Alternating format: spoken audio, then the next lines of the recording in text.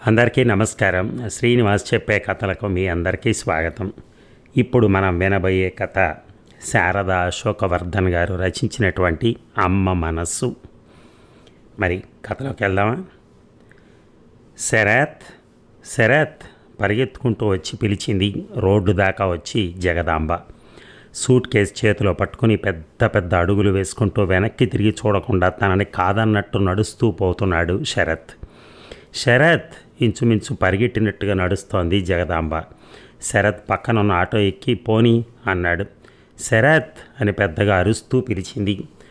అది రోడ్డు అన్న సంగతి కూడా మర్చిపోయి ఆటో ఆమె గుండెల మీదుగా పోతున్నట్టుగా అనిపించింది. గుండె ముక్కలైనట్టు అనిపించింది. కళ్ళు తిరిగి కనుగుడ్లు రోడ్డు మీద పడిపోయినట్టుగా అనిపించి చీకటికి రోడ్డు మీద ఏమీ కనిపించక దబాలను అక్కడే పడిపోయింది జగదాంబ.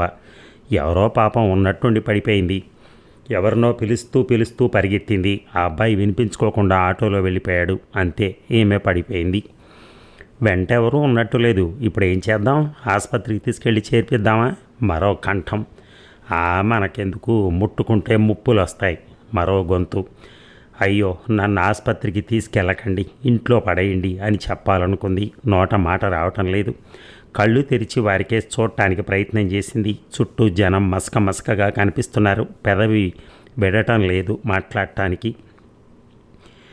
పాపం ఆడకూతురు, ఆసుపత్రిలో చేర్పించేసి పోదాం, దిక్కులేని దానిలా ఉంది అంటూ కొందరు ఒక ఆటో ఆపి ఆమెను మోసుకొని ఆటోలో పడుకోబెట్టారు మెల్లగా.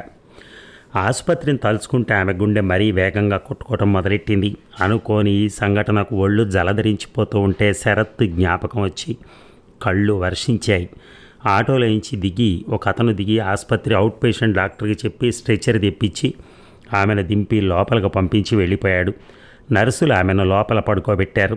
ఆసుపత్రి వాతావరణం చూడగానే నిజంగానే సొమ్మసిల్లిపోయింది ఆమె. నీ పేరు? తట్టి కొట్టి అడుగుతున్న నర్సుతో మెల్లగా చెప్పింది. జగదాంబ అని. బీపీ బాగా ఎక్కువగా ఉందని అడ్మిట్ చేసుకున్నారు ఆసుపత్రిలో. కళ్ళు తెరిచి చూసిన జగదాంబ వార్డులో మంచం మీద పడుకొనుంది. పక్క మంచం పేషెంట్ దగ్గరున్న ఆవిడ జగదాంబను చూసి, అమ్మయ్య ఇక పర్వాలేదు, 3 రోజుల తర్వాత ఇప్పుడు కళ్ళు తెరిచి చూశారు అంది. నర్సు గబగబా వచ్చి నాడి చూసి నవ్వుతూ ఓకే పర్వాలేదు అంది. జగదాంబ కూడా సమాధానంగా చిరునవ్వు నవ్వింది. మీదే ఊరు అడిగింది నర్సు. ఈ ఊరే. మీ ఇల్లెక్కడ? హిమాయత్ నగర్. మీరు రోడ్డు మీద పడిపోతే ఎవరో పట్టుకొచ్చి ఇక్కడ చేర్పించారు. మీ వాళ్ళెవరూ రాలేదు. బహుశా చేర్పించిన వాళ్ళకి మీ ఇల్లు తెలియదు. మీ వాళ్ళకి మీరు ఇక్కడ ఉన్నట్టు తెలియదు. మీ వాళ్ళకి చెప్పమంటారా? వద్దు, నేనే వెళ్ళిపోతాను కంగారుగా అంది జగదాంబ.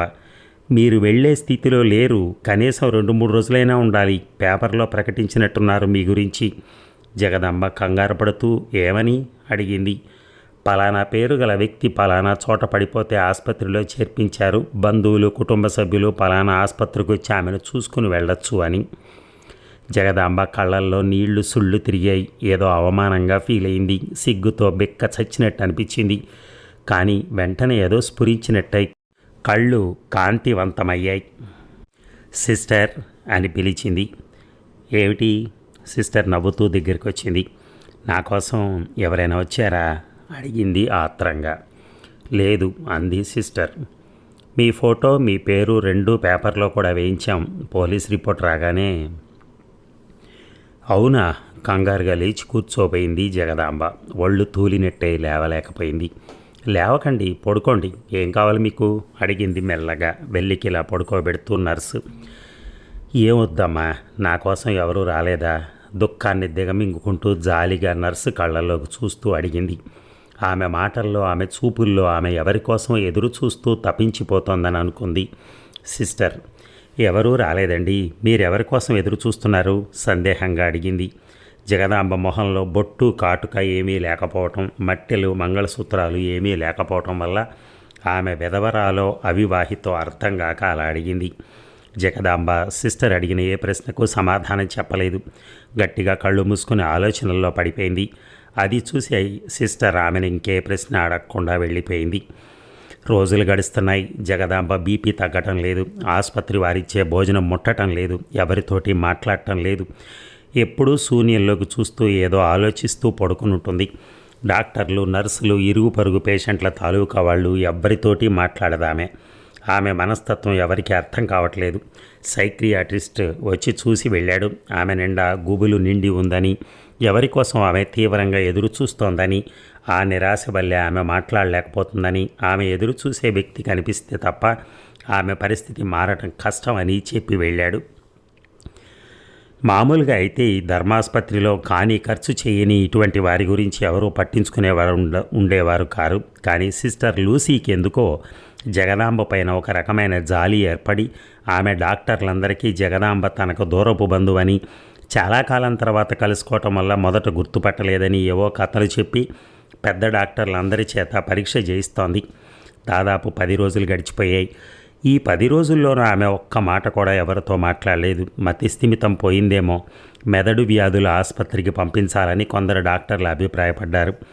సిస్టర్ లూసీ పేషెంట్లందరికీ టెంపరేచర్ చూసి మందులు ఇవ్వవలసిన వాళ్ళందరికీ మందులు ఇచ్చేసి తన డ్యూటీ అయిపోవడంతో జగదాంబ మంచం దగ్గరికి వచ్చి వెళ్ళొస్తాను, నా డ్యూటీ అయిపోయింది అని చెప్పింది.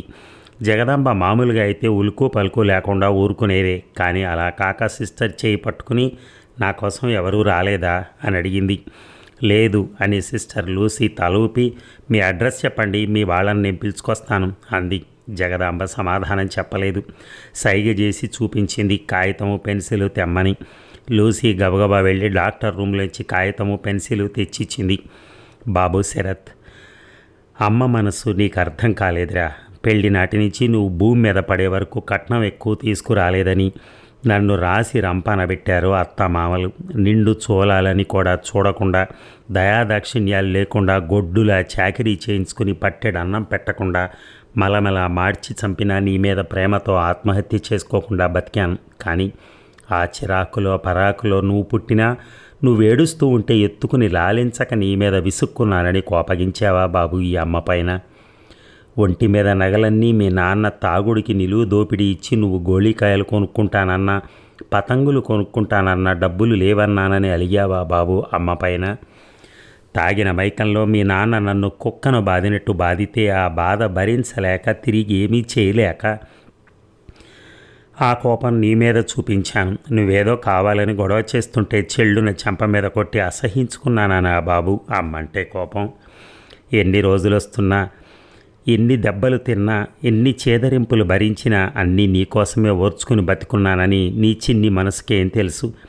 అత్తామామల ఇంట్లోంచి తన్ని తగలేసినా, మీ నాన్న మరొక మనిషిని చేసుకుని నన్ను వదిలేసినా నేను ఇంకా బతికే ఉన్నాను అంటే అది నీకోసమేనని నీ పసి మనసుకేం తెలుసు?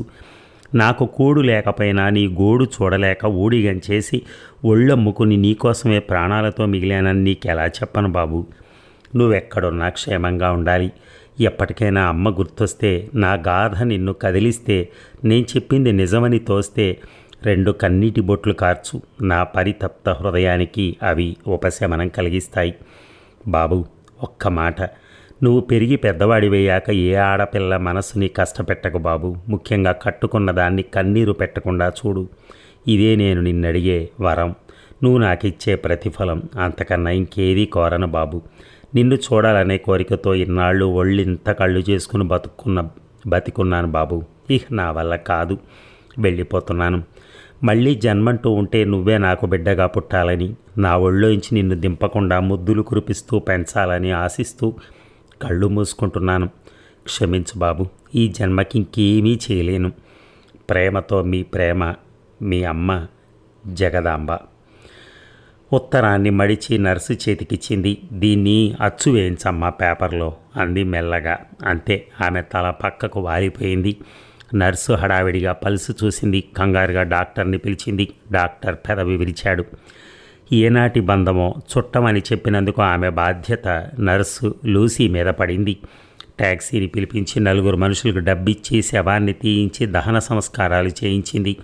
ఆమె రాసిన ఉత్తరాన్ని ఆమె కోరిక ప్రకారం అన్ని పేపర్లలోనూ వేయించింది. ఎవరైనా వస్తారేమోనని ఎదురు చూసింది. కానీ ఎవరూ రాలేదు. ఎక్కడున్నాడో పాపం అనుకుంటూ ఆసుపత్రికి వచ్చిన నర్సుకి లూసీ, ఎవరో శరత్ అనే అబ్బాయి వచ్చి వెళ్ళిపోయాడు ఆ జగదాంబ గారి కోసం అని చెప్పింది సిస్టర్ జానకి. ఎక్కడికి వెళ్ళాడు, ఏం చెప్పాడు ప్రశ్నించింది లూసీ.